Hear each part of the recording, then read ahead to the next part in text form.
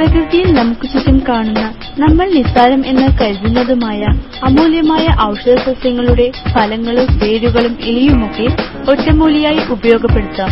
പാർശ്വഫലങ്ങൾ തീരെയല്ലാത്ത ഇത്തരം രീതികൾ ഉപയോഗപ്പെടുത്താൻ ഞങ്ങൾ നിങ്ങളെ സഹായിക്കാം.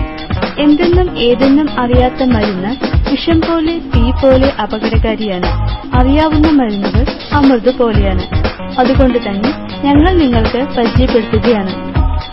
വായ്പുണ്ണ ഒഴിവാക്കാൻ നിങ്ങൾക്ക് ചെയ്യാൻ കഴിയുന്ന പൊടിക്കൈകൾ ഇതാ. കറിവേപ്പില 3 ഭാഗം, കുരുമുളക് 1 ഭാഗം എന്നിവ അരച്ച് 1 നെല്ലിക്കയോളം എടുത്ത് കുളിച്ച് നാഴിമോരിൽ കലർത്തി സേവിക്കുക. അല്ലെങ്കിൽ കറിവേപ്പില അരച്ച് മോരിൽ കലക്കി കവിൾ കൊള്ളുക. പ്രകൃതിദത്ത മരുന്നുകൾ അപകടകാരികളല്ല. അതിനാൽ ധൈര്യപൂർവ്വം ഉപയോഗിക്കാം.